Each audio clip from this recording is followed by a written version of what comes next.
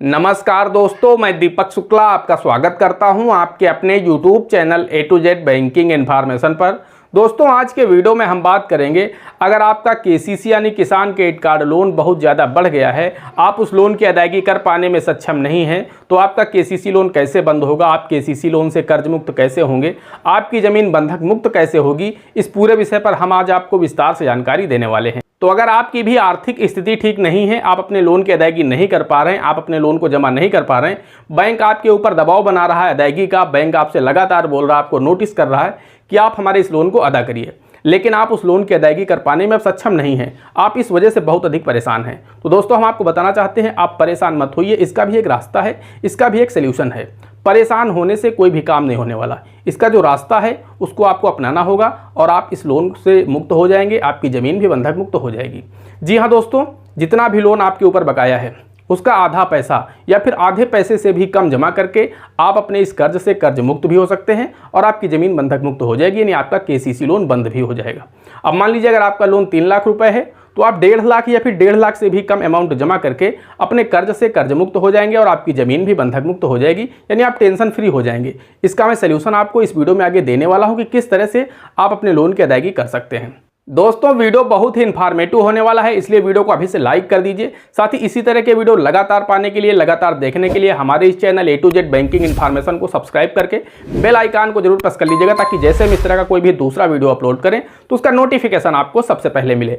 चलिए शुरू कर लेते हैं। दोस्तों, कोई भी किसान लोन लेते समय ये नहीं सोचता है कि हम इस लोन की अदायगी नहीं कर पाएंगे, हमारा समय इतना खराब हो जाएगा कि हम इस लोन को अदा करने में सक्षम नहीं रह जाएंगे। किसान को तो लगता है कि मैं पैसा ले रहा हूं, इसे ले जाकर के फसल में लगाऊंगा, फसल में कम से कम ये पैसा हमारा 1.5 गुना 2 गुना हो जाएगा और हम बैंक को आसानी से ब्याज समेत वापस कर देंगे, हमारा भी काम चलता रहेगा और हम बैंक का बकायेदार भी नहीं रहेंगे। लेकिन किसान को समय मजबूर कर देता है। किसान क्या करता है, पैसा बैंक से निकाल करके लाता है, KCC खाते से अपनी फसलों में लगाता है। फसलें बेमौसम बारिश, ओलावृष्टि, सूखा की भेंट चढ़ जाती हैं। अब किसान क्या करे? किसान के सामने कोई रास्ता नहीं रहता है कि उस लोन को कैसे अदा करे। जब उसने पैसा निकाला, अपनी फसल में लगाया और फसलें बेमौसम बारिश, ओलावृष्टि, सूखा की भेंट चढ़ गई या बाढ़ की भेंट चढ़ गई, तो किसान करे तो करे क्या? किसान का पूरा पैसा डूब गया, किसान की पूरी मेहनत बर्बाद हो गई, उसका कुछ नहीं बचा। तो आखिर में जो बैंक, चूंकि बैंक का पैसा किसान के ऊपर बकाया है, तो बैंक तो लगातार दबाव बनाने लगता है कि आपने मुझसे लोन लिया है, वो आप हमें दीजिए। अब किसान दे तो कहाँ से दे? तो किसान परेशान होने लगता है कि कहीं बैंक हमारी ज़मीन को नीलाम न कर दे, कहीं बैंक हमारी ज़मीन को बेच न दे, क्योंकि बैंक के पास किसान की ज़मीन बंधक होती है। इससे किसान बहुत ज़्यादा डरने लगता है।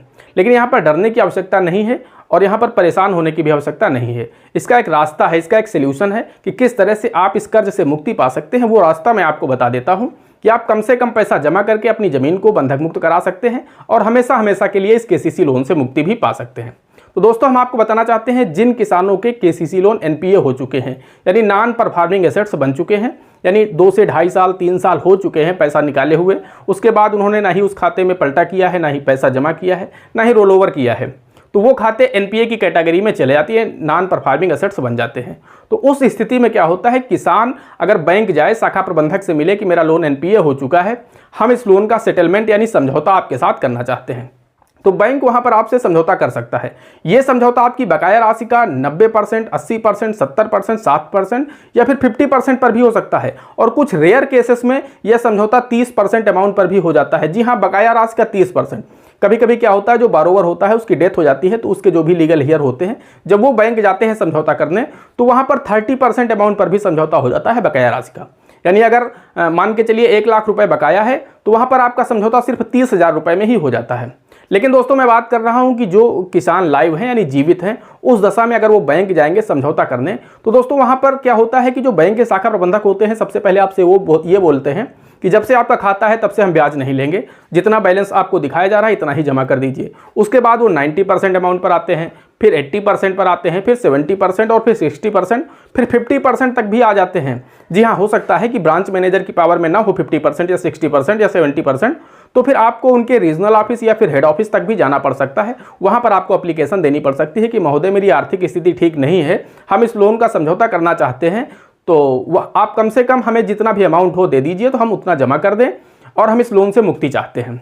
तो उस दशा में आपका समझौता जो है वो 50% अमाउंट पर भी हो सकता है, लेकिन ये श्योर नहीं कि 50% पर ही हो जाएगा, ये 70% पर भी हो सकता है, 80% पर भी हो सकता है। लेकिन दोस्तों ये निर्भर करता है आपकी आर्थिक स्थिति और आपके खाते की स्थिति पर।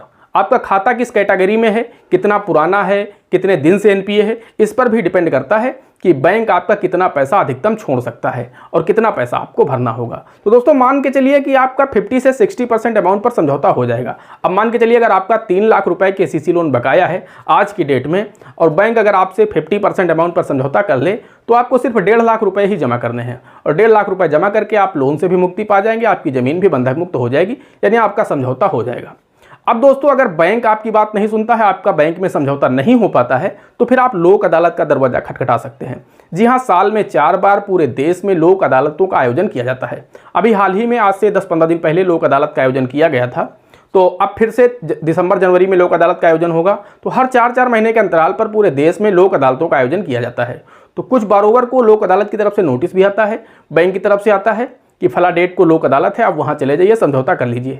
अगर बैंक नहीं भी भेजता है आपको नोटिस, तब भी आप लोक अदालत जा सकते हैं। वहां पर एक एप्लीकेशन लिख करके आपको जज महोदय जो होते हैं उनको दे देना है। आपको उनसे बोलना है कि मेरी आर्थिक स्थिति बहुत खराब है, मेरा केसीसी लोन है, मैं इस लोन को अदा नहीं कर पा रहा हूँ, यानी मैं सक्षम नहीं हूँ। आपको अपनी पूरी बात उसमें लिख देनी है और आपको उनको ये भी बोलना है कि महोदय मैं इस लोन को देना चाहता हूं, लेकिन बैंक जितना अधिकतम यहाँ पर छोड़ देगी तो हम कम से कम अमाउंट जमा करके अपनी ज़मीन को बंधक मुक्त कराना चाहते हैं, इस लोन को अदा करना चाहते हैं।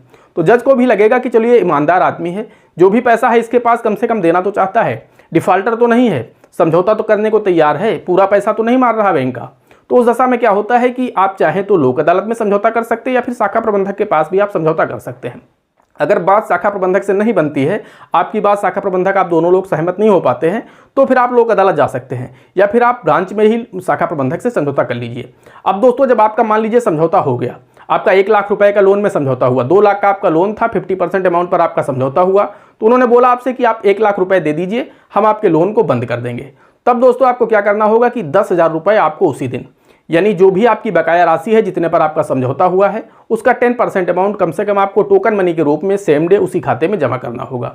यानी 2 लाख लोन था, 1 लाख में समझौता हुआ, 1 लाख का 10% यानी 10,000 रुपये आपको टोकन मनी के रूप में उस खाते में जमा करना होगा।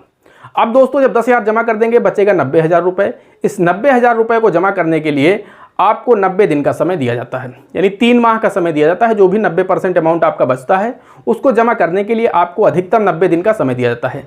इन 90 दिनों में आपको अपने उस पूरे अमाउंट को जमा करना होगा, यानी जो भी 90,000 रुपये बचे हैं आपको इस पूरे अमाउंट को 90 दिन के अंदर जमा करना होगा। अगर आप 90 दिन के अंदर इस पैसे को जमा नहीं कर पाते हैं तो उस दशा में आपका जो समझौता है वो रद्द माना जाएगा, यानी आपका समझौता रद्द हो जाता है, फिर आपका इस अमाउंट पर समझौता नहीं माना जाएगा।